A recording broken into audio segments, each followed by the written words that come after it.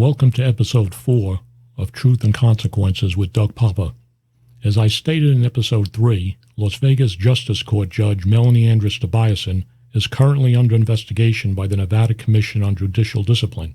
According to documents filed with the Supreme Court of Nevada, the commission alleges that Judge Tobiasson is involved in criminal conduct, including purported murder plots. On Monday, June 15, 2020, additional documents were filed with the court. The Judicial Commission states that Tobiasson has raised a completely new and materially false allegation in her motion to strike concerning the complaint filed against Tobiasson by Connie Land, whose daughter Sydney was one of the victims in the still unsolved 2016 Las Vegas Land Kaufman double homicide. Judge Tobiasson states in her motion that upon examination of the complaint, it is clear that it was not filed by Mrs. Land, but rather by the executive director of the commission, Paul Dial, and that it is based entirely upon hearsay contained within a quote-unquote anonymous letter allegedly sent to him. Tobiasson alleges nowhere in the complaint or the anonymous letter is the name Connie Land mentioned, and none of the allegations contained therein fact concern Tobiasson's relationship with Mrs. Land.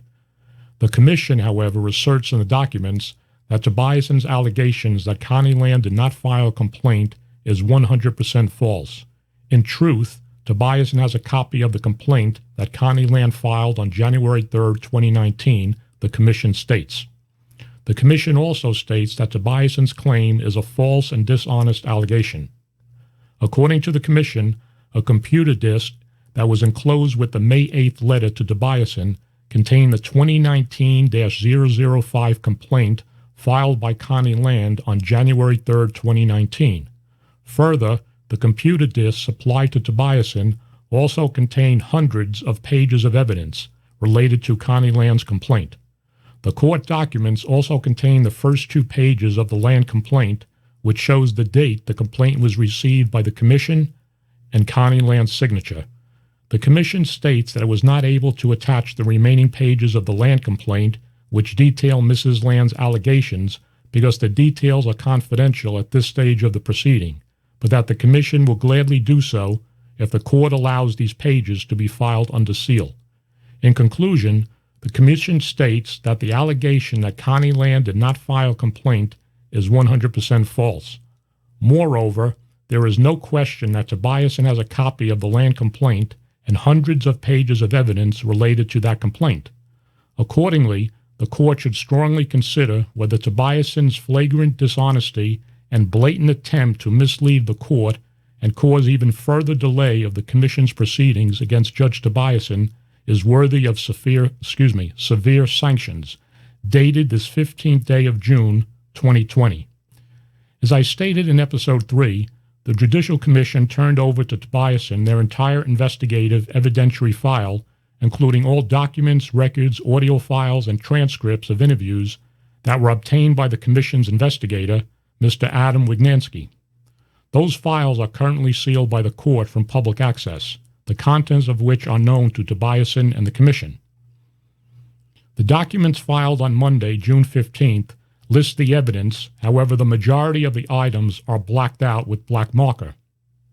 That being said, I was able to raise a few of the blacked out names of persons who were interviewed by the commission's investigator as follows: Clark County Sheriff Joseph Lombardo, who runs the Las Vegas Metropolitan Police Department; Las Vegas Metro Police Detectives Kelly Bluth, Justine Gaddis, Gregory Flores, Jared Grimmett, Mitchell Dorsch, and LVMPD Sergeant Joey Herring; FBI Special Agent Kevin White, FBI Special Agent Richard Smith, FBI Special Agent Vinitha Pandey. For those of you who have followed my stories over the past few years, and also episodes 1 and 3 of this podcast, the previously stated names may sound familiar. Judge Tobiasson mentioned Sheriff Lombardo and all those police detectives during her recorded interview with me in May of 2018. Kelly Bluth and Gregory Flores are 2 of the vice detectives at the time that Tobiasson claimed she had provided information to about underage prostitution. Justine Gaddis was the vice detective at the time that Tobiasson claimed outed her and her daughter as a source of confidential information to Metro Police Officer Ty Bowden and his daughter, that Tobiasson alleges led to the Land Kaufman murders. Jared Grimmett is the homicide detective that Tobiasson claimed was providing confidential details to her about the unsolved 2016 Land Kaufman murders and who committed the crimes. Judge Tobiasson, on the record with me in that 2018 interview, went even further and stated that Shane Valentine, Dominique Thompson, and Frankie Zappia are the persons who executed Sidney Land and Nehemiah Kaufman at 12:30 a.m. on October 26, 2016, and Tobiasson claimed that information came from Detective Grimmett. Mitchell Dorsch was Grimmett's partner at the time, who Tobiasson told Connie Land she could not trust. Sergeant Joey Herring's involvement is not known to me at this time. FBI Special Agent Kevin White was the FBI agent that was assigned to the Las Vegas division, whom Tobiasson claimed she was providing information to concerning police corruption. Tobiasson claimed there came a time that Agent White told her that then Las Vegas Metro Police Assistant Sheriff Todd Fasulo contacted White's boss at the time, then Assistant Special Agent in charge Patrick Brodsky, who told White to cease contact with Judge Tobiasson. As I reported in several stories, FBI Special Agent Richard Smith is the agent that told Connie Land that the FBI was not investigating her daughter's murder because there was no federal nexus for the Bureau to get involved. FBI Special Agent Vinitha Pandey, as I stated in Episode 3 of this podcast, was the agent that requested Connie Land to turn over the cell phone to the FBI that Land was using to communicate with Judge Tobiasson. As of this date, we do not know the content of the recorded interviews with these law enforcement officers. Here are excerpts from my May 2018 recorded interview with Judge Tobiasson, where she discusses FBI Las Vegas Division Special Agent Kevin White. Mid-October of 2015, retired Lieutenant Karen Hughes sends me a message on Facebook unrelated to this investigation. I had made a ruling in a case, and she had complimented my decision in that case. As a result of that, I reach out back to her and I say, I've got a question for you. Now, I, of course, don't realize she's the subject of the investigation either. Okay, just so I know, just to get this on the record right now, the subject of when you say the investigation, we're talking about the FBI investigation. Right, the FBI investigation reference to the search warrant they executed in 2014 on Molly Mall's house. Correct. Okay. I didn't know at that time that she was the subject of the investigation, or at least, part of the investigation. Did you, ma'am? Anyway. Okay, go on with the story, because I got a couple of questions, but go on. No, it's exhausting. If I told, but no, what was the question you were going to ask me? Did you ever contact anybody from the FBI and tell them what's going on? We're getting there. Okay. We're getting there. Okay. Yes, the answer to your question is yes. And when Metro found out that I was talking to the FBI, what's his name? God damn it. He just retired. Hold on. Because if I'm off track, then anyway, yes, I did. And I spoke to somebody for a lengthy period of time. And we spoke on burner phones because we were so afraid that the other FBI agents in Metro would find out that we were talking, because he knew that there were people that he worked with at his agency that if they found out we were talking, he'd be shut down. Why was that? So Metro finds out that I'm talking to the FBI, and a deputy chief contacts the head of the Las Vegas field office, who then calls in the agent that I'm talking to and tells him he's not to talk to me anymore, that I'm a problem, and that Metro's concerned that I'm going to go public with my story. Yes, that's what happened. So who was the deputy chief? I can't remember his name right now, and he just retired. He retired because he had a DUI that Joe Lombardo covered up. You're not talking about Todd Fasulo? That's who I'm talking about. Yes, I am. Who now works for Steve Wynn. Who now works for the Wynn, and guess what? The head of the local field office of the FBI is about to go work there too, because Todd Fasulo got him a job there. That's the same head of the local FBI office who told his agent not to speak to me anymore. And then I believe that they probably found out that we were still talking, and he got kicked out of the public integrity unit and sent to the opiate squad. What was the FBI agent's name you were talking to? What was his name? Well, I'll tell you his name, but I'm trying still to protect him, even though he won't talk to me now. So now I don't have anybody to talk to. I can't go to Metro. I can't go to the FBI. Let me ask you a question again. What was the FBI agent's name, just so I get that on the record? Not that I'm going to advertise it, but what was his name? Kevin White.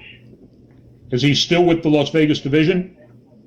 Yeah, but he got transferred out of political integrity and moved to, or public integrity and moved to the opiate task force, even though he's the one who spearheaded this entire investigation that started in 2014. Okay, let me ask you a question. Because Metro apparently has enough pull to control the FBI's behavior here in Las Vegas. What's the question? I'm writing that down. Metro calls FBI behavior in Las Vegas. I'm losing track here. Metro. Me too. Okay. Listen, I can tell you that this story is 5 more hours, so we're not going to get it all done today. Metro controls FBI investigation. Okay. Do you have any information that FBI investigation, the alleged FBI investigation, because I did a story on it that it started by George Knapp. Do you really think there is an FBI investigation going on since 2014, or you think it's just a bunch of nonsense? Well, according to Kevin White, there is, and according to him, there's going to be, well, I shouldn't say that, but listen, everybody in the world is saying there's going to be indictment. Right. But they started saying they were coming out in February, then March, then April. Now it's May, and I don't see any fucking indictment. And everybody keeps saying, don't worry. Once the indictments come out, you're going to be okay. You'll be safe. I go, I should be safe now. I go, but I'm not, because I can't call the police, and I can't call the FBI. I go, where the fuck do I go if something goes wrong? Okay, now, who do I call? Now, according to rumor, some of the people who may be indicted are, of course, Bauman, the former vice cop, from what I heard, Lieutenant Karen Hughes, retired, Bias, and maybe some people from criminal intelligence and other people from Vice that are still on there. That's what I'm hearing. But again, that's based on rumor. Listen, I do not have information on who might be indicted. I mean, I have theories. I have suggestions that it's going to be way bigger than anybody thinks it's going to be, and that it's going to be way more people than anybody realizes it's going to be. But by the time they finally get the indictments out, I may be in prison for bullshit charges from Joe Lombardo. I mean, let me finish, because then you'll understand. A lot of times the questions that are asked get answered. Right. Let me ask you a question. Just maybe you know, maybe you don't know. Do you think the reason why, because that's a little puzzling to me, is why the FBI guy was told not to talk to you because of the ongoing FBI corruption probe, and thought maybe you may jeopardize that investigation somehow? No. They told him specifically, I am a problem for Metro. Metro's afraid I'm going to go public, and it would make Metro look bad. No, it had nothing to do with them being concerned that it would compromise the investigation. I was giving them information that bolstered their investigation. These guys are covering for Metro just like Metro's covering for Metro. But okay, I'm trying to find the connection here, though.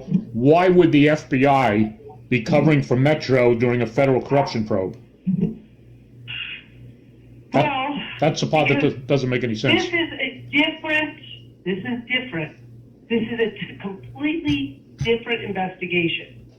The thing I'm involved in, although it's tied to Molly Mall, resulted in 3 murders that are not being investigated, that are not part of that investigation. They ignored me for a year and a half, and it resulted in 3 murders. And I was giving that information to the FBI in hopes that at some point they might investigate that as well, whether it had a connection to the ongoing investigation or it resulted in an additional investigation. I was providing them information on my situation in hopes that they would investigate it, and they shut their agent down and told him he was to stand down, not to speak to me anymore. They were not investigating this. They were not going to take the information on it, and he was not to speak to me anymore. Do you think by talking to that agent that, aside from the stuff that you just told me about the murders, do you think there was an active investigation with the FBI going on Molly Ball? Yes. Okay, but they didn't want to hear anything about. They told me there was, but they didn't. Don't want. Okay. Listen, they're still protecting them. They're going to try to, listen. Bossman's gone from the department. Karen Hughes is gone from the department, albeit as should be, but there's still. Metro was able to call it. I don't care why. It doesn't matter why. Metro finds out that a judge is giving information to the FBI and is able to call the FBI and tell their agent not to get information from the judge anymore about the prostitution activities that she reported to Vice that were ignored and resulted in 3 murders. It doesn't matter why. The fact it happened is the story. Okay. Who cares what their motivation is? It's disgusting. Why would they not want me to give information to the FBI about this? Because it makes them look really fucking bad. And they know that the fact that they outed me got 2 people killed. They weren't the 2 people they were trying to get killed, me and my daughter, but it got 2 people killed.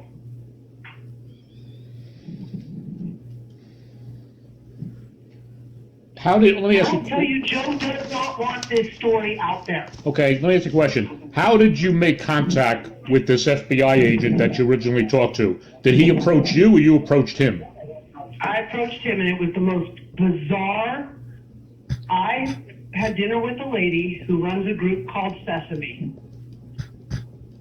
And it's a group that keeps track of teachers who are accused of or convicted of having inappropriate relationships with students and then just get sent to a different jurisdiction and get their teaching licenses, kind of like priests. Right. And we had a different issue that we were dealing with. And I had dinner with her and I tell her this story. And she says, I have a friend who's an FBI agent who works on human trafficking and political or public integrity. She goes, he probably really want to talk to you. And I said, I'll talk to him. I said, I've thought about going to the FBI for a while now. I said, but I don't know exactly how to go about doing that. And so she sent him a text and she said, I'm having dinner with somebody who would like to talk to you. They have a story for you. And he said to her, give her my number. And that's how we made contact. Okay. I'm just going to give you my opinion here for a second, not for what it's worth anything, but, I got a little bit of background because of stuff that I was involved in with the police department years ago when the FBI was doing investigation. Now, I'm just saying, what it sounds like to me, and I don't know, I'm just giving you my opinion here, is that the reason why that FBI agent was told to stop talking to you because of the ongoing corruption investigation the FBI's got against Metro, and they didn't want anything at that point to disrupt it. No, because you know what I'm saying. Metro does not control the FBI. That's I'm telling you. I'm telling you, they control the local office. In fact, that FBI agent said to me, if I was at any other field office in the country, and a local police department called my boss and were upset about me talking to somebody, they would tell him to go get fucked. He said, this is the only field office in the entire country where the local police department can call and complain and get the agent shut up. Specifically said that to me. So, with all due respect, you're wrong on this one. The FBI agent personally said that he then gave me a burner phone that he bought because he didn't want one in my name. We then spoke on burner phones. And now, Joe Lombardo, one of his reasons for suggesting I'm involved in drug trafficking is because he knows I have burner phones. And I said to the attorney, I go, really? I go, let me tell you something. I never had a burner phone in my life until I talked to the FBI. I go, the only reason I've ever had a burner phone is so that Metro and the FBI wouldn't know I was talking to an FBI agent. That's why I have a burner phone. Now, 1 week after they found out I was talking to the FBI, they did a press conference where they said Shane Valentine is no longer a person of interest in this murder. That was 1 year and 3 weeks after the murder happened. And up until the minute they found out I was talking to the FBI, Shane was a suspect. The minute they found out I was talking to the FBI, they do a press conference saying he's not a suspect. The problem is they don't know that I know what evidence they have. Chances are they've destroyed it by now. I know it's hard to process it all. Well, I got pretty much everything you said. The missing link here is... There's more. There's a lot more. I'm still having a very hard time to believe, because public integrity investigations are not normally, they're handled out of headquarters out of Washington, and then agents will come out. Well, they weren't. Normally not here. The public integrity section is based out of Washington. Here's what I go can ahead. tell you. Go ahead. Here's what I can tell you. They have now taken it away from the field office here. Well, because of what happened. That's what I was saying. This should be coming right out of headquarters. That's where the public integrity section works out of. It wasn't originally. It was being investigated here. They took it away from them because of what happened. When was that? Do you know? Only within the last few months. And this is information I get from people who really aren't supposed to be talking to me. Right. But they tell me. And now I got Lombardo threatening to file charges against me because, I have the nerve to speak out. And what do you think he's going to charge you with? If you're not doing nothing, he can't make up charges. He told my attorney he was going to charge me with interfering with an investigation because there were certain conversations apparently I've had with people where I said you probably shouldn't talk to certain detectives because they're dirty. And my attorney said, first of all, you're not doing an investigation. We've even been told that the case is cold. Second of all, it's true. Why would you suggest to somebody to talk to a detective that you know is dirty? Right. So, he's just trying to scare me. When they told you, Melanie, that the case was taken out of the local office, did they tell you where it was going? Washington. Okay, because that's where I figured it should have been from the start. Well, it wasn't there from the start, I can assure you. Because when I was involved with all that stuff years ago back in the police department, it was the public integrity section out of headquarters that gives the authority to do these investigations in town. But I'm just telling you, it wasn't. Okay. I know that it doesn't make sense. It didn't make sense to me. I didn't understand how somebody at Metro could call the FBI and get me basically blackballed so I can't talk to an FBI agent who was very interested in my story and knew that I was telling the truth. I don't understand that either. That does sound a little mysterious to me. It's real mysterious. I've never heard of that, and I said I've done a lot of different things in the Well, let me past tell you 40 years something. where, The FBI agent that I was talking to right, he will not talk to me. He's so afraid to talk to me because he knows he'll get fired or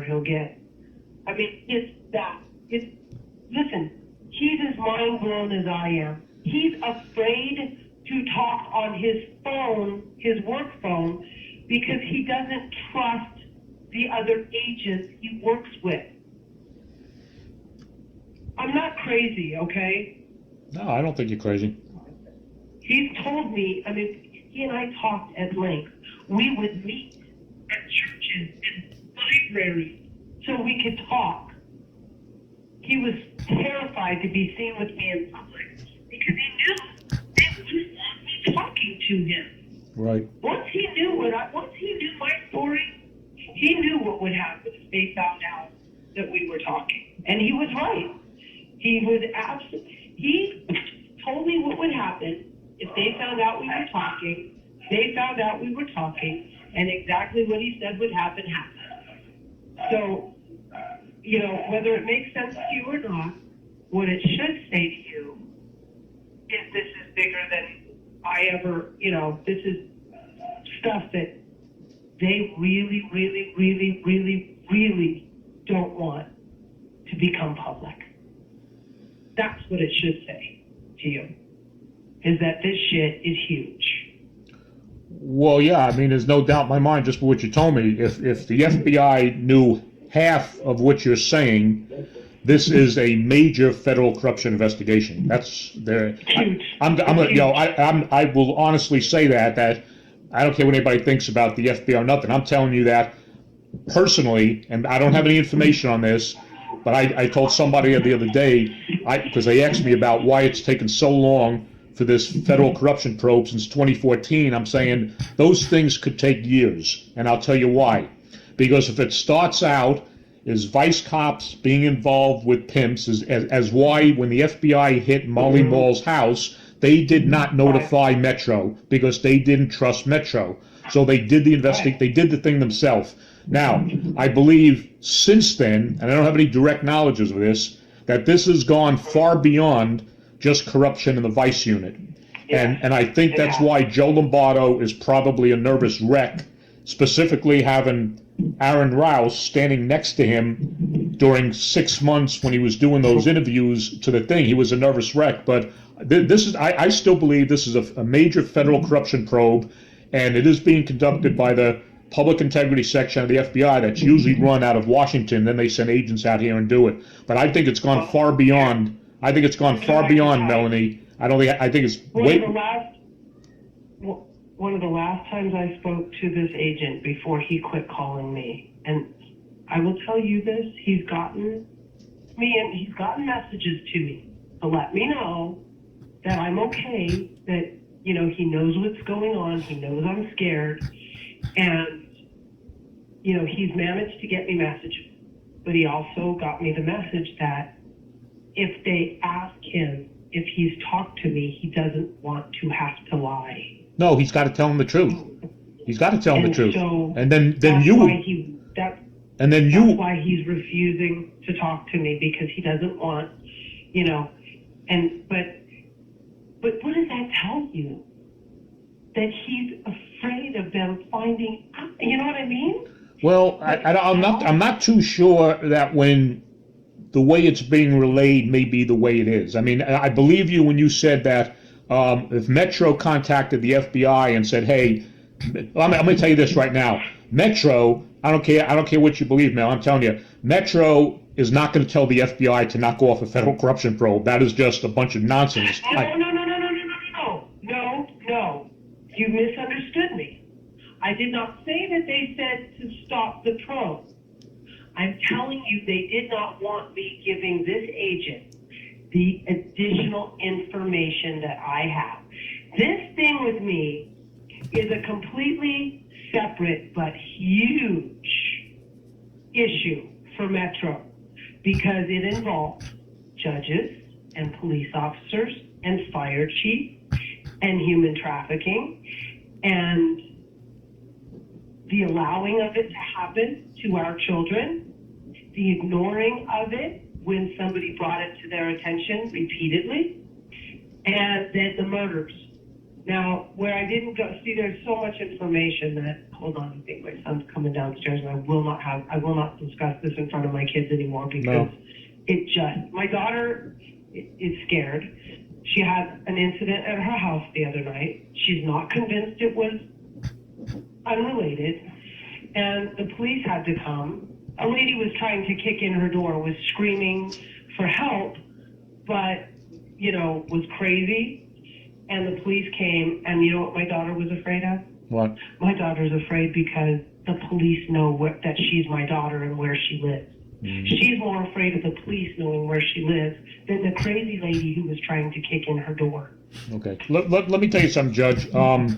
This is just my perspective from being involved in a ton of stuff over the years. Okay.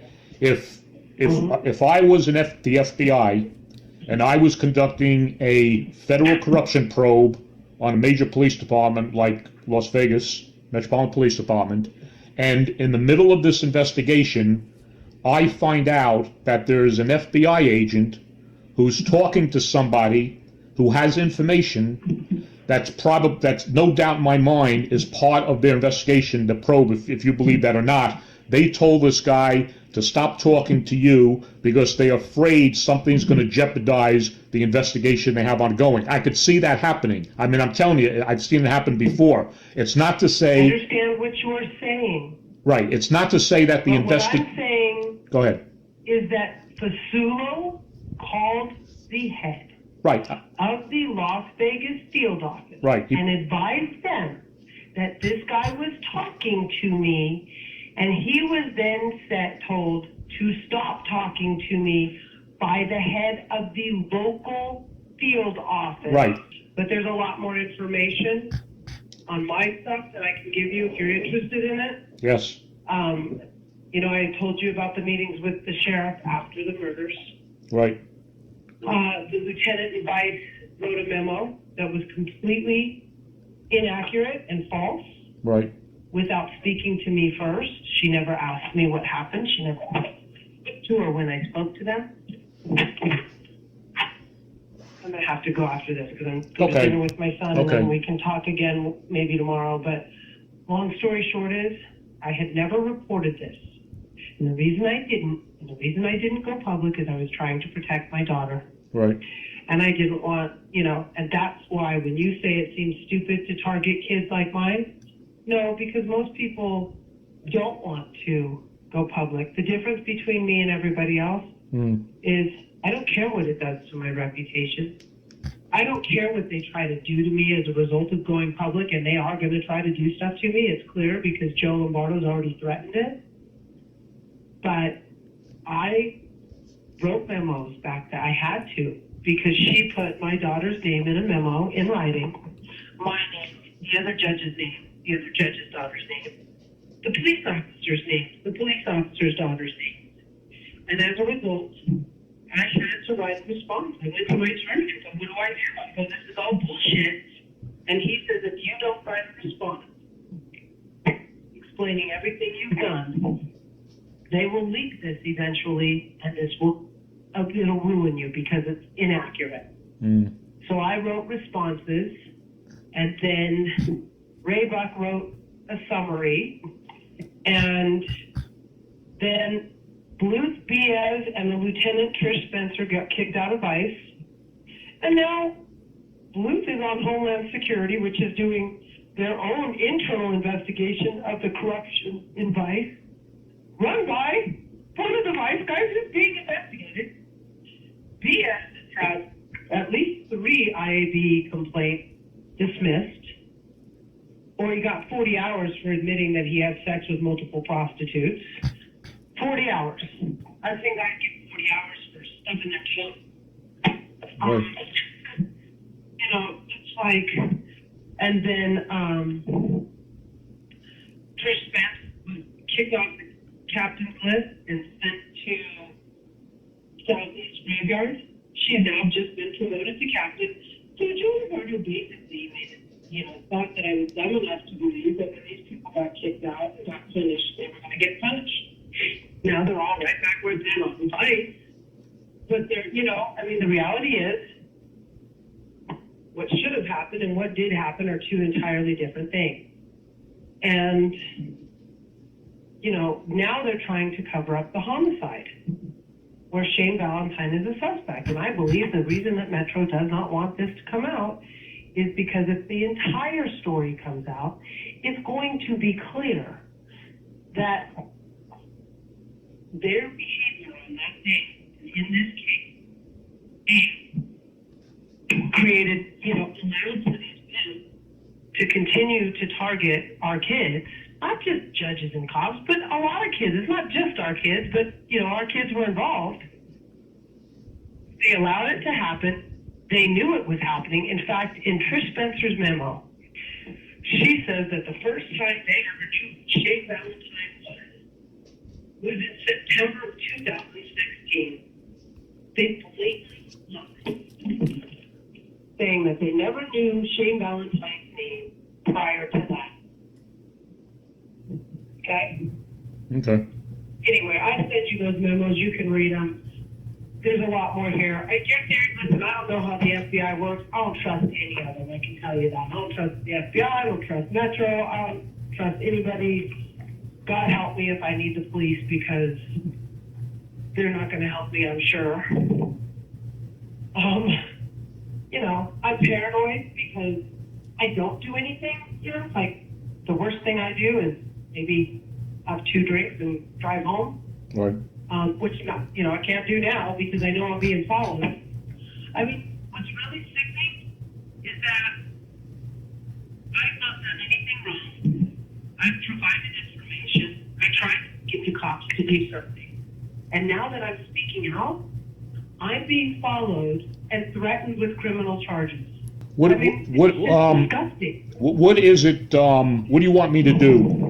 What do you want me to do? How can I help you? Do you want me to? I don't know. I'd love to get the story down a lot more. I've got another 2 hours to fill in because there's more stuff that's happened. As I stated in episode 3, I conducted an on-the-record recorded interview with Ariane Zappia in February of 2019. Ariane had reached out to Connie Land after her daughter's murder, as she was one of Sydney's friends.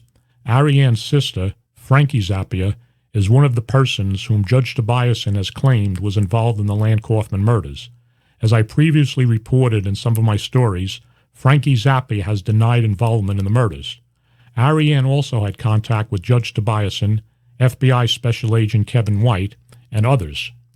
Here are excerpts from my 2019 interview with Ariane. I met Kevin White days before I met Melanie Tobiasson. Who was Kevin White? Kevin White's a FBI agent who at that time actually told me his name was Jason. He sat down with me. He flashed a badge. How did you meet him, Ari? So Melanie, before I knew who she was, she told me that she had a friend who was able to make the phone call that got Frost arrested. And he's a good guy. He could be trusted. She didn't tell me at that time he was an FBI agent, but that he is the reason that Frost was able to get arrested and that I could trust him. And, of course, now I 100% trust her judgment. And it was the day before I met with Melanie that I met with Kevin. So we sit down at a Starbucks on. Let me interject something here. How did you know he was an FBI agent?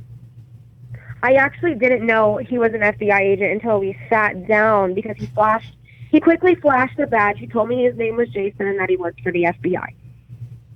I've never met with an FBI agent prior to this, so I don't know what I'm looking for. Growing up as a cop kid, I assume a badge is a badge. I don't fucking know now I do. But at that time, I don't know what a real FBI badge is. We're meeting at a public place. I'm assuming it's all fine and dandy. This woman just made it possible for Frost to get arrested. I have nothing but trust in this entire situation. So I sit down with, at that time, I believe his name to be Jason. But Kevin White, I sit down with him, and I'll get to how I knew Kevin White's name in a little bit. But I sit down with him, and the entire time he's asking me about my addiction. And he's letting me know that when my case goes to court, that it's not going to stand because I'm an addict. And even though I'm in recovery because I was in active addiction when I was a prostitute, that my testimony won't mean anything because they will use the fact that I'm an addict against me. So there's no, his exact words were, there's no point in testifying. And I felt so fucking discouraged and so let down. And he told me that day, he told me I could not trust Greg Flores, that he was shady. And Melanie had told me a couple times prior to this, when I didn't know she was Melanie, that Greg was corrupt and different cops were corrupt, but in my specific instance, that I couldn't trust Greg Flores. He was shady and he did not want to arrest Frost, and he's on the payroll of, so many different things were going on, and just basically that I couldn't trust him. And they let me know before it even happened that Frost was going to walk. They both told me that. And they told me it would be safer for me, Melanie, as well, after when I met her that night. She told me there is no point in me testifying because he's going to walk, and then he's going to know that I spoke against him and he's going to try and kill me. But they both tried to warn me not to do it because they were going to let him go, but I did it anyways. And we're talking about here Judge Melanie Tobiasson. Yeah, Judge Melanie Tobiasson and Kevin White. The special agent from the FBI. Yeah, they both told me not to go and testify, not because they didn't want to see him get arrested, but because they knew he was going to walk. They both warned me, and I will honestly say they weren't wrong. They weren't wrong at all. So I met with Jason or Kevin White, and he tells me, what were you going to testify against Galassi for? What did he do to you that they were going to? In other words, what was the case against Galassi that you had to testify against? It was a first-degree kidnapping and human trafficking of an adult. And that was you? Me, yes. Okay. Back to where we were at in October, and I met with Kevin White now. He's got me completely discouraged. Then the next day, I meet with Judge Tobiasson at the sushi restaurant. Yeah, and Kevin White Melanie had told Connie, and I was on the phone for the conversation, that the FBI had picked up Sydney's case, and they were investigating it, and it was, going to get solved now, and Melanie spit out all these accusations, and most of them I didn't hear, but the ones I did hear was Melanie saying that they had DNA evidence of Damo in the guest bedroom, or in the guest bathroom sink of Sydney's apartment. And that was what I heard. There's a lot of other things that Melanie said, but I'm not going to speak on them because they aren't things that were directly said to me. They were said to Connie, but Melanie said a lot of accusations. I'm going to call Greg Flores, and I'm going to tell him everything that happened because he's going to point me in the right direction, and this is all going to get resolved because, again, I don't know how the system works. This is my first time through all of it, and it has been a very, very, very emotionally draining 2 years. Right. And I don't know who to trust, so I call Greg Flores, and I tell him everything. Every fucking thing from the beginning to the end of this communication with Melanie and why I stopped talking to him and where these doubts came from and what she said. And he tells me, he says, Ari, stop telling me all of this. I'm going to bring this to the Criminal Intelligence Division. I'm going to give them your phone number. Don't tell me anything else. When they call you, these are good guys, Mark and Mike. You can trust them. Tell them everything. Do not talk to me anymore about anything that involves the judge since she has mentioned or referenced me.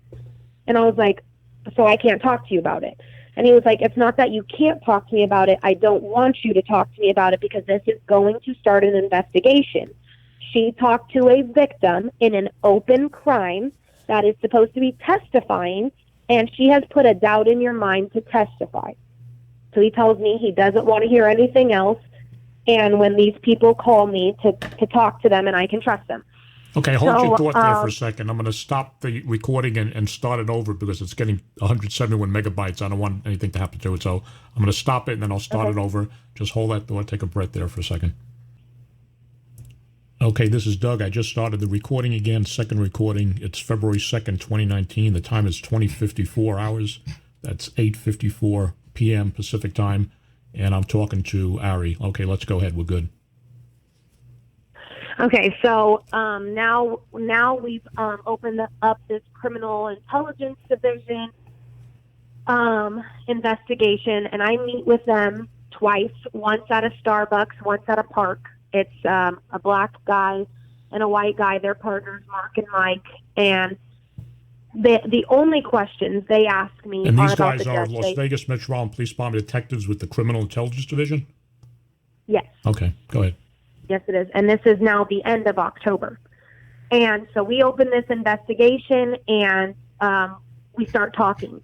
The only questions they ask me are about Judge Tobiasson. They get a little bit of back history with my case with Frost and everything, but they don't go too far into detail with that. Their main concern is Judge Tobiasson.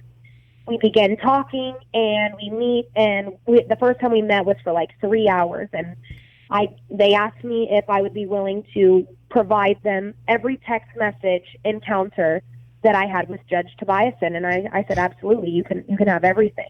And I explained to them that she had advised us to get burner phones, that none of the contact was on our personal cell phones, that the three of us had burner phones, and that's how we all communicated, because that was Judge Tobiasson's recommendation, was that we have these burner phones. So when you say we, the three of you, who are we talking about now? Me, Connie, and Judge Tobiasson. Okay, go ahead. And so she had told us that they were listening to us and they were monitoring our phone calls and tracking our locations, and they couldn't do that on these burner phones. So Connie actually purchased mine. I didn't have the money to do so. So Connie purchased them at Target, these little burner phones, and that's how the three of us communicated. And the only communications that were on those phones were the communication amongst us three, and Kevin White had also sent text messages and the phone call log. There was no recorded phone calls between us, but the proof of the phone calls were on the call log, solely on that phone. So provided all of that to them. And then they asked me in the second time we met at Starbucks if I would be, and by they I mean Mark and Mike. Do you know their last names? Excuse me, Harry. Do you know their last names? No, I don't. Okay. I don't remember. And you told, I'll make some clarification here. You told them, did you tell them at that time that you had spoken to FBI agent Kevin White? Yes. And what did they say when you said, what was their reaction to that? When I originally told them, I still at this time did not know that Kevin White's name was Kevin White. I was still under the impression that his name was Jason. So when I explained to them that I met with the FBI agent named Jason, because that is the name he provided me, that was all the further, and I explained to them what the conversation entailed, but they told me they would look into who he was, because they're not able to just off the name Jason, tell me who the hell I spoke to. And they asked me a few separate times, am I certain he worked for the FBI? And I said he did flash a badge, but I didn't hold it in my hand, examine it, look at it. He flashed it real quick, put it away, and then he told me that his identity is supposed to remain a secret, and that's why he worked for the FBI. And I don't know anything about it, so I assume that to be the truth and nothing short of the truth. So that was he was my very first encounter with the FBI. So I meet with them, I tell them everything that Kevin White, or at that time I believe to be Jason, but Kevin White had said. Melanie Tobiasson had said I provide them the text messages, provide them the phone calls, provide them at that time the exact hour of the meeting at Starbucks, the exact hour of the meeting at the sushi restaurant with the judge, how all the conversations went, everything that was said, et cetera, et cetera. So then we meet again about 4 or 5 days later at the Starbucks, and we wrap up basically everything that went on. They now have the text messages. They re-asked me, are you sure his name was Jason? And I said, yes, he told me his name was Jason.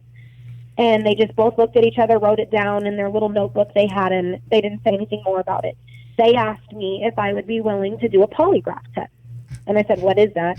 They told me that it was a lie detector test, and I told them, yes, I will do a polygraph test. And they said, okay, when can you do it? I said, I have work these days. I'm off on this day. I didn't have a car, still don't. I can get dropped off and picked up from the polygraph test by Connie. And they said, okay. We scheduled it for a day I was off. I don't remember exactly what day it was. I met them at the location on MLK, the Metro building. It was just then. It was after hours, about 7 o'clock at 7:30 at night. Connie dropped me off. Her and my son sat in the car in the parking lot. I went inside, and they pissed me completely off during the polygraph test. The questions they asked me were about Shane Valentine. They asked me if the person I had contact with was Judge Tobiasson. very basic questions, and then they ended the polygraph test. And I freaked the fuck out. I went off on them. I told them, I said, you are not trying to fucking solve this. You're on the judge's side. You didn't ask me a single fucking question about what she said about Sydney. You didn't ask me anything about what she said about my sister. You didn't ask me anything that had to do with anything that involved anything important. You went over basic fucking questions about shit that's irrelevant. Fuck you. And I went outside, and Connie can tell you, because when they walked out, I was still cussing them out. They're like, well, you passed the test, you passed the test. I said, fuck you and your bitch-ass test. I didn't fucking lie about shit, and I'm not lying, and you didn't fucking ask me anything that had anything to do with a goddamn thing, and you're going to let her get away with this. Fuck you. And that was the last thing I ever said to them. I told them I will never fucking meet with you again. You're not doing everything you can, and this is another bullshit runaround thing that I've had to do so you guys can sweep this under the fucking rug. And Connie was in the car when I was freaking the fuck out. I was pissed. I was so pissed because I know that they didn't care. They did not give a fuck. And I'm not saying she's wrong for anything she's done, but there is things that she has said and done that are wrong. And we're talking about the two Las Vegas Metropolitan Police Department Mark and Mike from criminal intelligence, right? Mark and Mike. Criminal intelligence, yes. I cussed them completely out because I was extremely pissed. Have you ever contact with them again, or that was it? No, nope. Okay. I did reach out to them and ask them. We had text conversations, and I said, is there any update or any new information? Is anything happening with this? And they said, with the holidays coming up, we'll have new information, and we'll sit down and catch up. And they gave the same bullshit, vague answer to Connie. After the holidays, when the new year approaches, we'll give you an update. We'll sit down. We'll go over everything. We're still going through all the information and finding out if there's anything criminal. And you're talking about, at this time, we're only talking about the attempted bribe that you believe Judge Tobiasson did to you. You're not talking about the homicide, right? No, I'm talking about the bribe. Okay. Well, let's get something. I want to get something straight here. So, did you ever take money from the judge? No, I did not. Okay. Go on. However, she did pay for my drink at the sushi restaurant. Like, it was all on one bill, so I guess that could technically be considered taking money, but she never handed me money. She just paid for the entire thing. I had a Coke to drink. That's fine. Go ahead, Harry. So we get into January of 2018, and I contact, it's Mark, and one of the last names is Wilson. I think it's Mike Wilson or Mark Wilson, one of the two. Okay. I contact the Wilson last name, and I'm like, is there any update? And he's like, you know what, my partner retired. We're looking into it. Oh, okay. What the fuck? Your partner retired. Now all of a sudden, I'm like, at this point, nothing surprises me because it's been so fucking crazy that I'm like, okay, sounds really good. So then the beginning of February rolls around, and Flores sends me a text message, and, trial's going to be this month. It looks like he may be wanting to sign a plea deal now. And I specifically told him, I don't want a fucking plea deal. I don't want him to take a plea deal. I want to go to trial.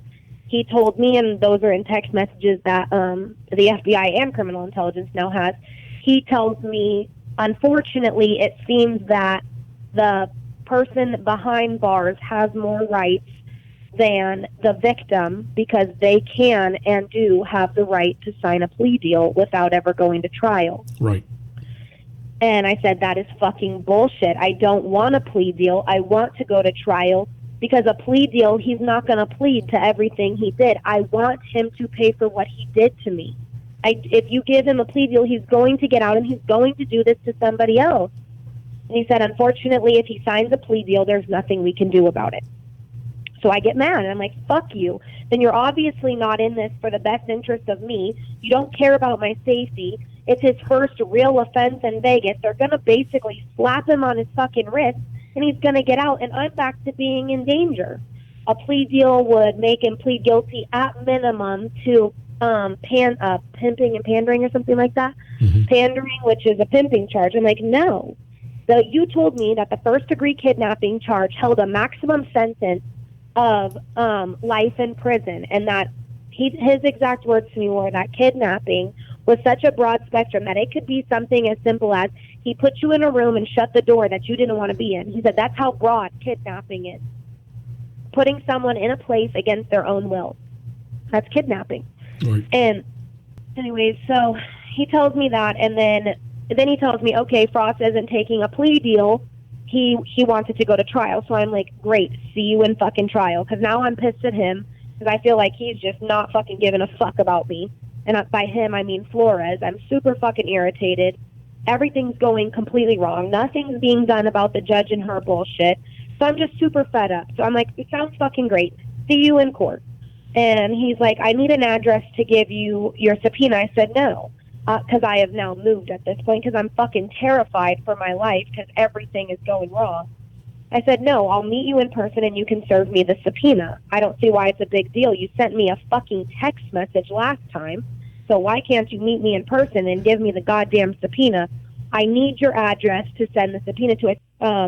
Connie and I get in contact with this Richard Smith with the FBI.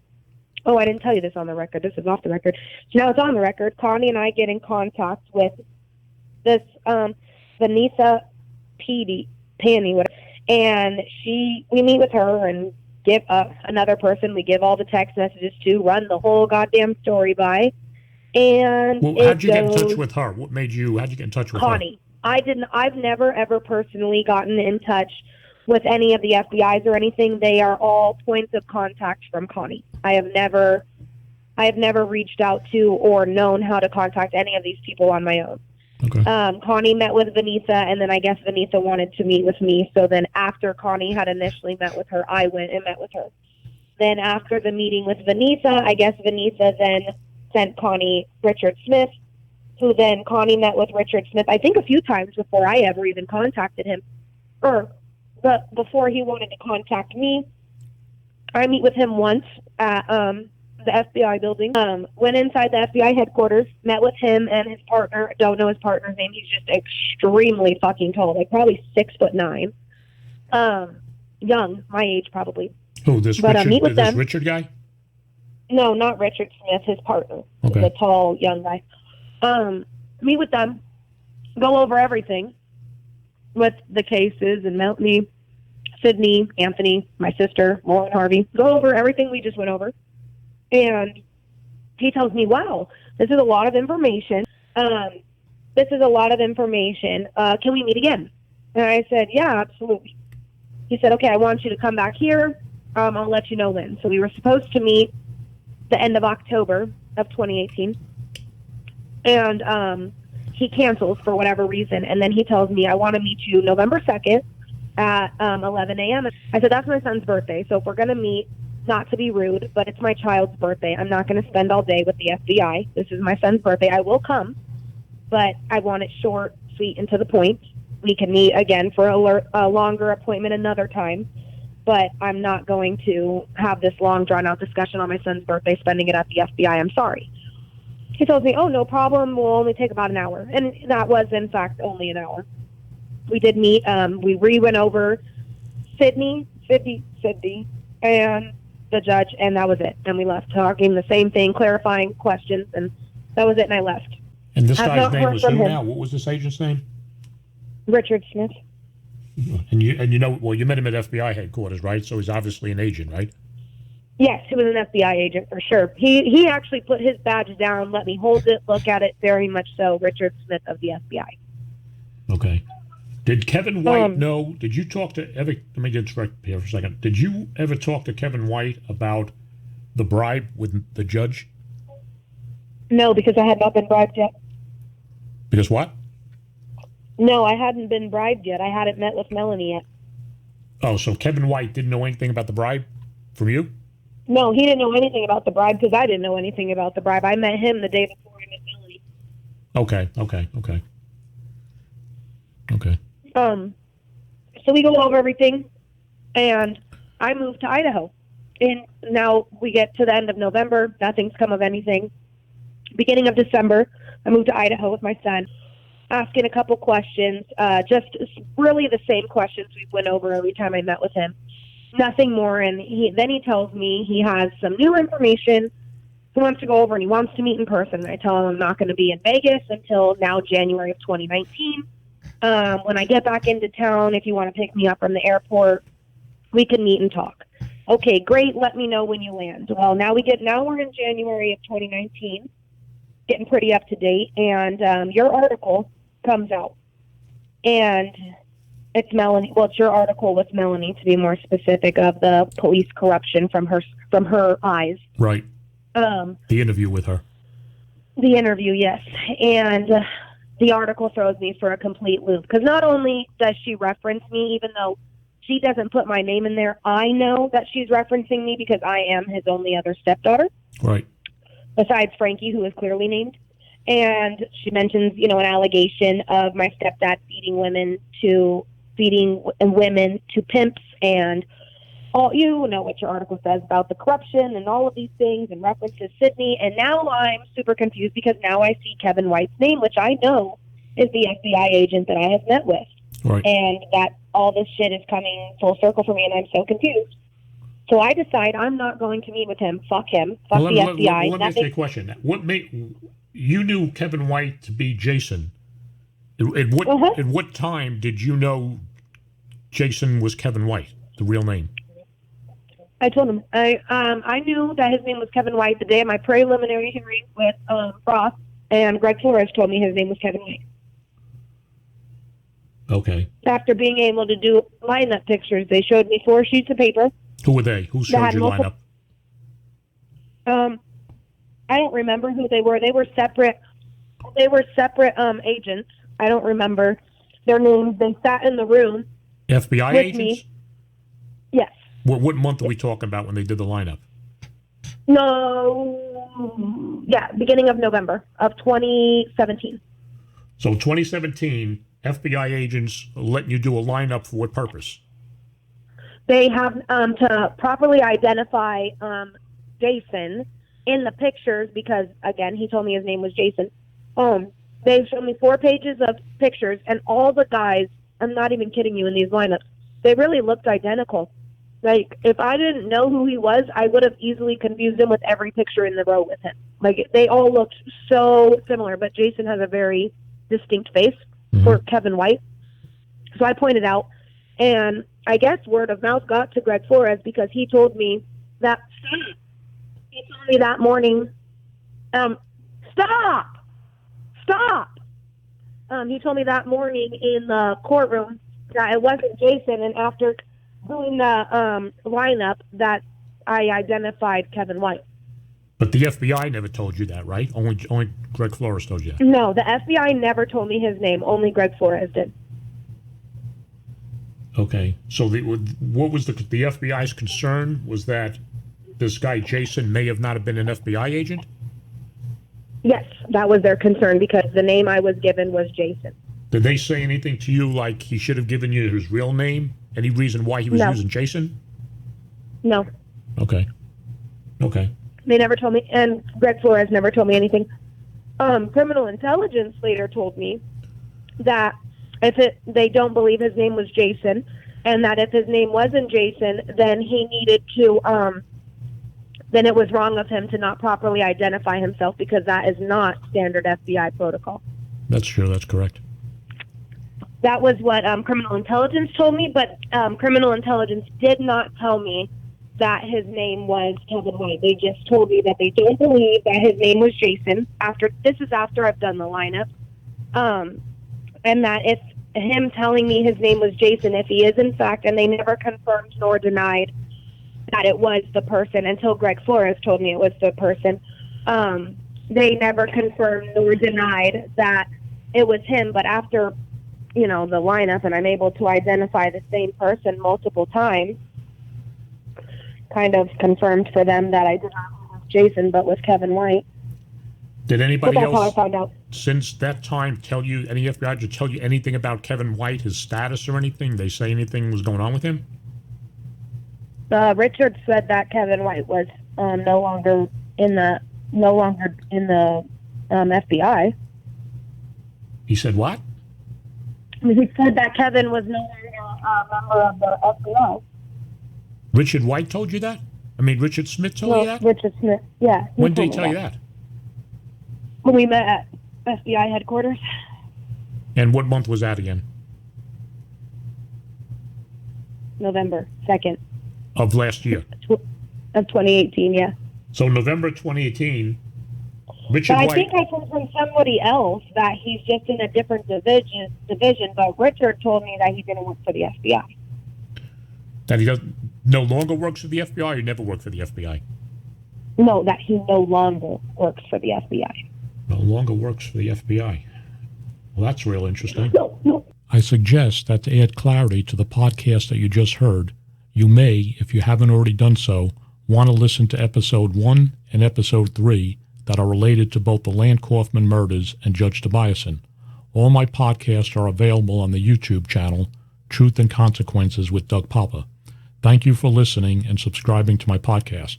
I will have much more coming in future episodes concerning the unsolved 2016 Las Vegas Land Kaufman double homicide, Las Vegas Justice Court Judge Melanie Andress-Tobiasson, and many other topics.